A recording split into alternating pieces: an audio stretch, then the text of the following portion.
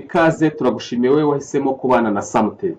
Niba ari ubwa mbere ugeze kuri YouTube channel yacu, kora subscribe kugira ngo uzabashe kutubona ikindi gihe.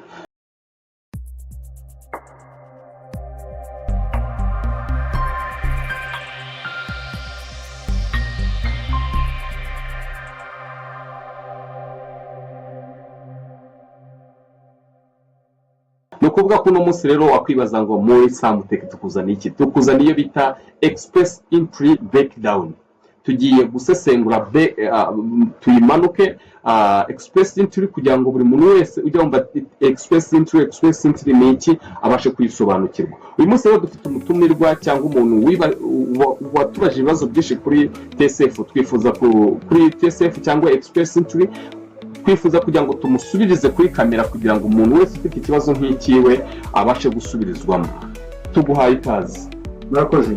Ndaza kubashimira Samtech mu buryo murushaho kutugezaho ibiganiro bigiye bitandukanye kugira ngo turusheho kuba twasobanukirwa ni gute twajya gutura ibyotamashini cyangwa twajya gukorerayo.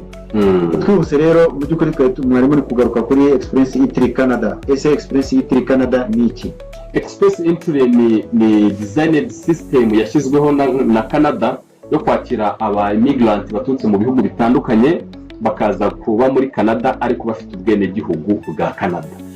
Icyo gihe rero Canada abantu benshi bajya mu buryo butandukanye ariko ubwo nibwo buryo bwize busobanutse aho umuntu ava mu gihugu kiwe afite icyo bita residence permit cyangwa residence permanent residence ubwene gihugu umuntu ahabwa ari hanze ya Canada. Warubizi ko Canada baguha ubwene gihugu uri hanze mu gihugu cyawe, uri hanze ya Canada uri mu gihugu cyawe. Aho bigenda bite? Nashaka gusobanurira Express Entry Canada mu by'ukuri ikora gute n'iki isaba.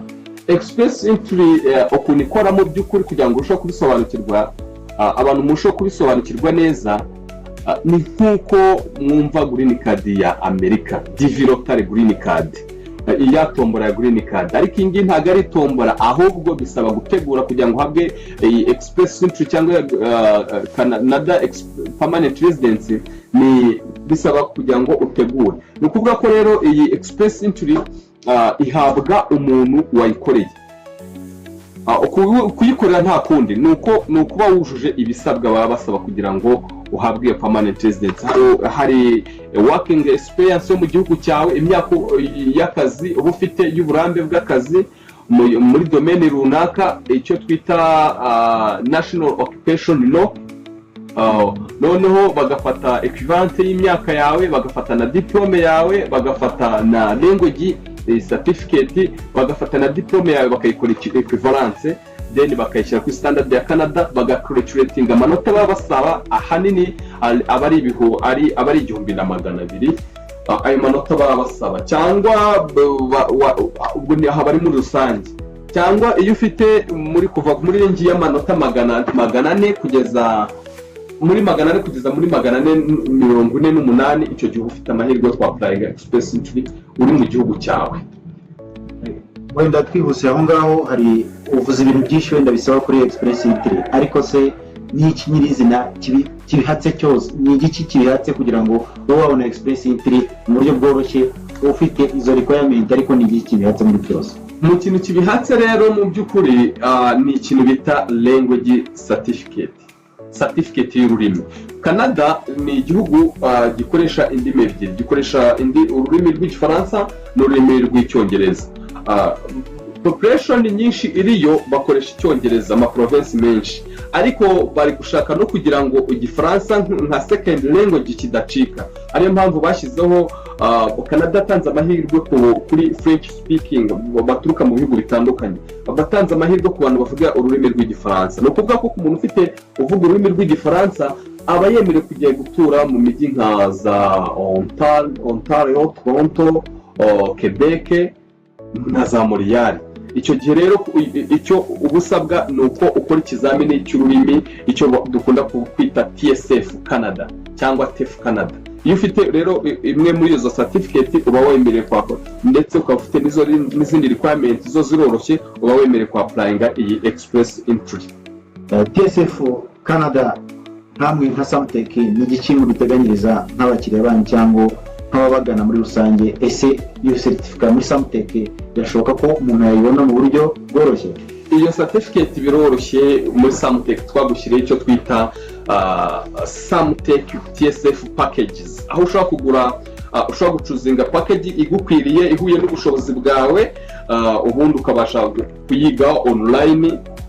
Haba hariho and then wowe ubwawe ugashobora kwiyigisha atari ngombwa ko uza muri Samtech Language Training Center. Ni ukuvuga ko rero ubu buryo twabashyiriyeho ni uburyo buri wese ashobora kwiga bitewe n'uko we akiporogama, igihe ubonye umwanya ugafata umwanya ukiga. Hano muri iyi Samtech TSF package haba harimo ibizami by'iyi TSF exam ziba zarakozwe tekinike, uburyo ushobora gukora izi exam kandi ukabasha kuzitsinda. Ni ukuvuga ko aya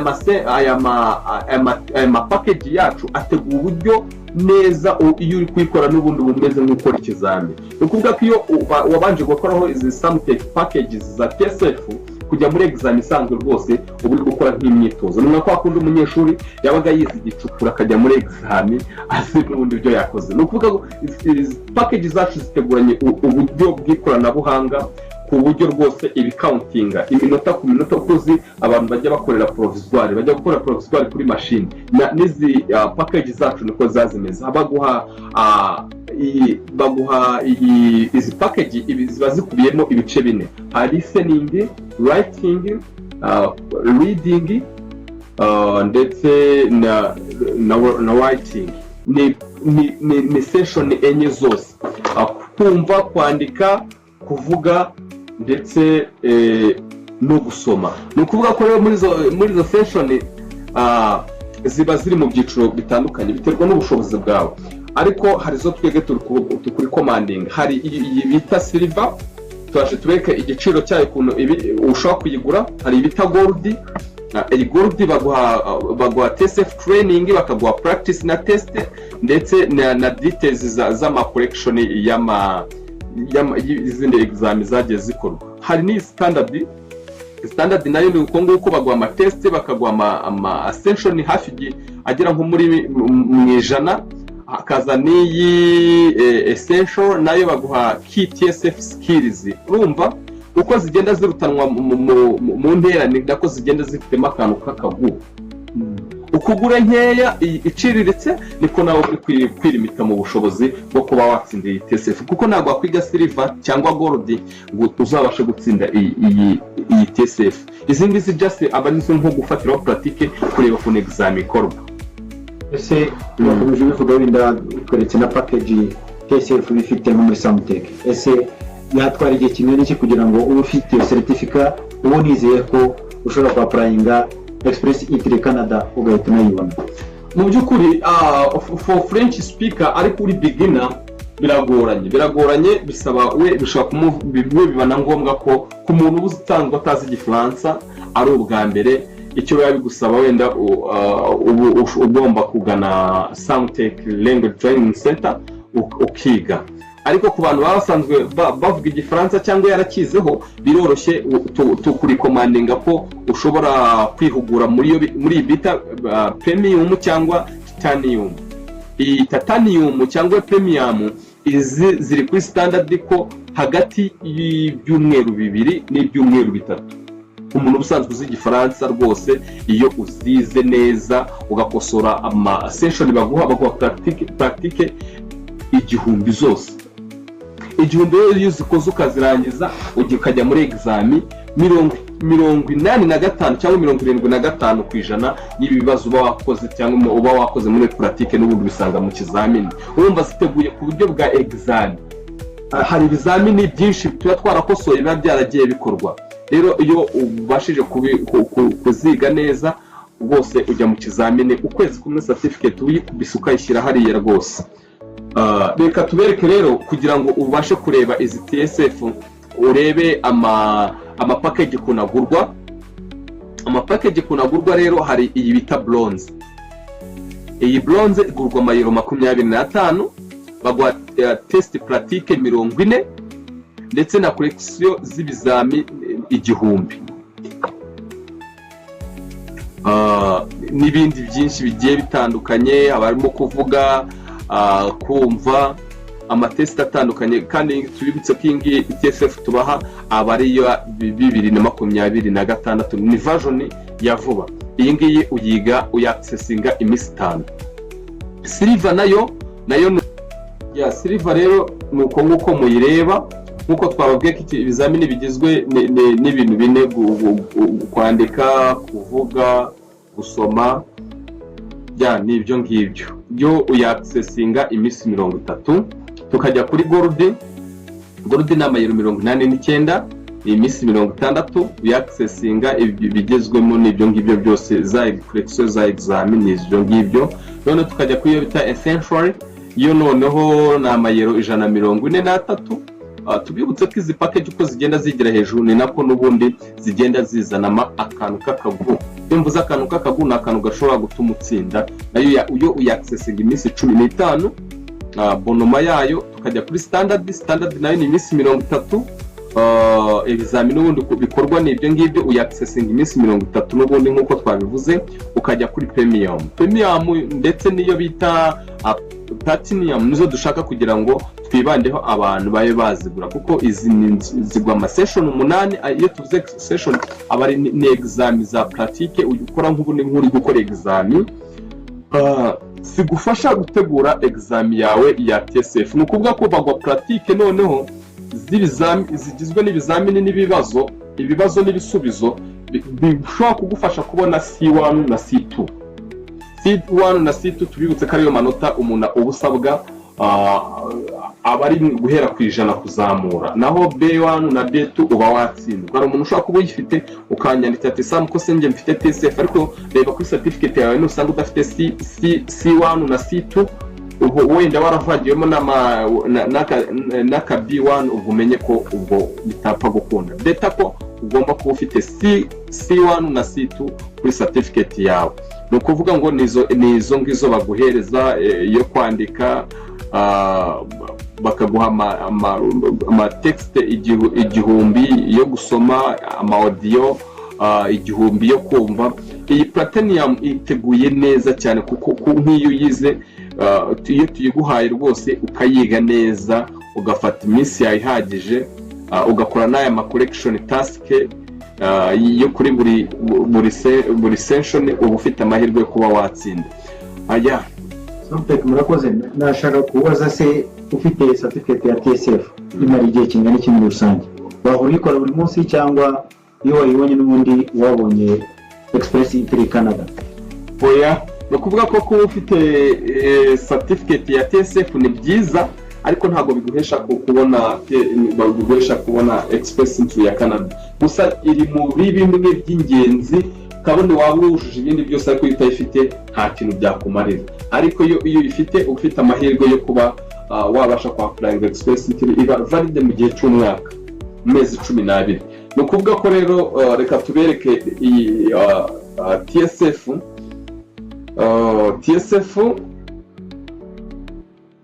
ubundi bayita test Canada French.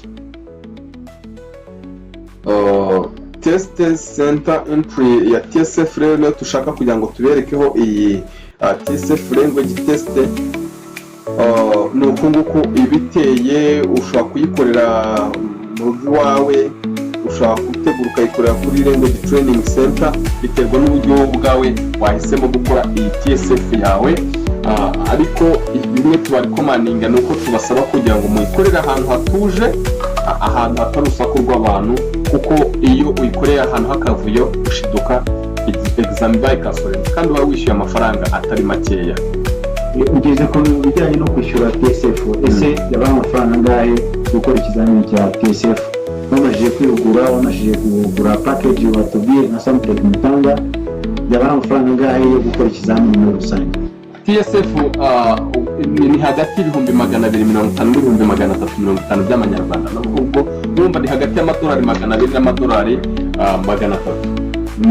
Niyo range y'iyo TSF test ya Canada iba iri kuvaria, biterwa n'agaciro k'idolari ahantu kageze.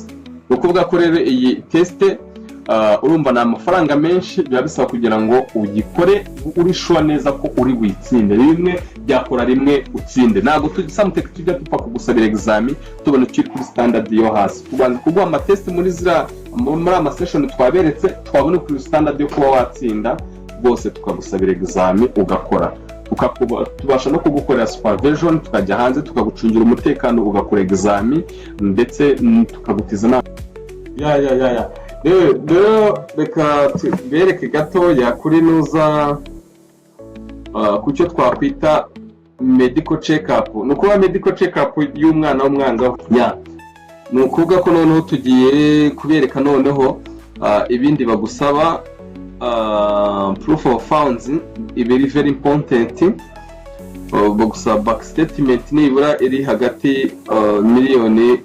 17 kugeza kuri miliyoni 18, ariko amafaranga navuga ngo ni make, nubwo navuga ngo na menshi, ariko ku muntu uba ugiye guhabwa ikintu cy'agaciro nka kiriya, icyo kintu kiba gifite agaciro. Amafaranga ntabwo ari menshi cyane gusa ugereranyije n'izindi visa umuntu aba agiye gusaba. Noneho tugiye kubereka total cost summary, ni ukuvuga ko TSF yo ihagaze ayo mafaranga amadolari 250. Iyi education credential assessment ihagaje 250, medical 150, post clearance 10,000, visa fees 1,700,000, biometric 1,110,000, ubwo bitewe n'umubare w'abantu. Noneho ubwo total amount ugomba guteganya hagati ya miliyoni 2.5. Aya ngaya niyo mafaranga uba usabwa kugira ngo ubashe kuba wabasha kwapplyinga iyi permanent residence ya Canada. Wakwibaza ati ni gute twabetse none ikintu dukora, dushaka kucreatingira express entry, none tukakubarira aya manota uburyo bayabara, none twashaka tukakwapplyingira express entry step by step, none tukakwereka uburyo amahirwe ufite mu gihe uramutse ukoranye na Samuteke. Ubwo ni uburyo, izo ni process, uburyo application ubanza gukora creatinga your express entry profile, noneho tukagaragaza tugashyiramo TSF Canada result, education credential ya diploma yawe bamaze kuyikorera equivalence, tugashyiramo na work experience, imyaka yawe yo nuza yawe irayigaragaza passport. Noneho iyo birangiye twinjira mu cyo twita express entry pool. Step ya gatatu noneho ubwo hano bahita baduhereza invitation. Bamaze kuduhereza invitation twapplyinga permanent residence, kuko ni after invitation twamaze kubona invitation, twamaze kwakira iyo bita IATA, ni invitation to apply uba wahawe na ya professor wa applyinze. Tubwe wapplyinze muri Manitoba, undi yapplyinze muri Alberta, undi yashize muri New British Columbia BC, undi yapplyinze muri muri Yukon, nayo ni express entry province nziza muri no Misiri gukora umuti. None iyo tubishoje tusubmitinga full document, tukishyura za fees zose, tukaprodinga medical na police clearance. Noneho process yose yo kuba application irangiye ubundi abari hagati y'amezi 6 n'amezi 12. Noneho iyo uri kwa applyinga mvuze muri rusange, ariko iyo twamaze kwakira invitation twapplyinga after invitation bifata hagati y'imisi 60 kuba wasubijwe. Uko nguko niko process zigenda zikurikirana, ducreatinga account kuri RCC, tukasubmitinga express entry profile, tugagetinga scores, bo nibo bagukosora bakakwereka amanota wagize, bakaguha invitation. Noneho nyuma yo kubona iyi invitation, wait for invitation, uhita wapplyinga permanent residence, ukabona ubwene gihugu bwa Canada uri hanze. Important umuntu agomba kumenya nuko your TSF gives the extra scores points, nukuvuga ko TSF guha amanota y'ikirenga ari hejuru. French speaker may benefit from category based gross USTD AC work experience profile of fund. So ni ibyo bintu njyango by'ingenzi twifuje kubabwira. ikindi twabasha kubabwira ni uko ushobora kuba udafite TSF wenda ariko ufite ya IELTS ni general training. Iyi ngiyi nayo yongera amahirwe cyangwa ikongera amanota. Ku musozo wa kino kiganiro cyacu rero twifuje kubereka iyi summary ukuntu ibihagaze. Dore nuko nguko TSF agaciro kayo, education credential assessment, medical, police certificate, visa, fees na biometric muri rusange. Ibyo nibyo biciro twifuje kubereka. Noneho no kuvuga ngo smart strategy recommended if you have TSF you add ushaka gushyiramo na IELTS mu rwego rwo kongera amanota yawe. The target scores ari 470 kuzamura beta chance. Ahangaho ufite amahirwe menshi. Mu kanya twaje tubereka ukuntu ya manota noneho abarwa. Nguko ibyo nibyo tugiye kubereka muri rusange. Muri rusange katubereke ibintu by'ingenzi n'ukuntu aya manota abarwa. Ifite iyi IELTS noneho yo ufite agashya, ufite andi mahirwe kubona amanota menshi cyane, amanota yawe ariyongera. TSF rero ni uko ibihagaze muri bya bizamini uba wakoze. Icyo tuba tugusaba no kuba ufitemo iyi C1 hagati ya C1 na C2. C1 na C2 nibwo ufite amanota menshi cyane. Ni ukuvuga ko C1 uba ufite hagati amanota 502, naho C2 uba ufite 601. Ni uko bagenda babigaragaza. Noneho reba za detail bagenda bakalculatinga, bagenda ku myaka. Noneho bakareba na mental status yawe, bakareba education na diploma yawe. Iyi diploma bakayikora equivalence uri outside ya Canada. Noneho bakareba n'izi certificate IELTS cyangwa French, imwe muri zo irabaye waba uzifite byose bikaba ari akarusho. Since you have TSF Canada, you will get extra point for French. Noneho uhabwa ubasha no kuba wabasha kubona bonus y'amanota menshi cyane bikombininze mu gihe ushobora kuba ufite n'ira IELTS. Noneho work experience inside or outside. Noneho kuba ufite job, kuba wabona job offer muri icyo gihe uri kwa applyinga bibara kandi karusho, cyangwa kuba applyinze ukanabona iyi professional ministry invitation. Ibi nabyo byongera amahirwe. Noneho reka mbere kuno y'amanota bagenda calculating. Ni ukuvuga ko imyaka ifite amanota 110, education ifite 150, language ifite 160, work experience ifite 80, French cyangwa PNP hamwe na PNP ufite amanota 600. Ngateranya aya manota yose ukurikije imyaka ufite, ukurikije n'ibyo bagenda basaba, noneho ureba amanota wowe ufite umenye nayo ubura. Ni ukuvuga ko hano hasi birisobanuye. Ni ukuvuga ko niba uri hagati y'imyaka 25 n'imyaka 30, amanota 110 yafite yose. Niba ufite bachelor degree ufite 150 yose. Niba ufite TSF C1 cyangwa C2 ufite amanota 160. Noneho niba ufite working experience ufite amanota 180.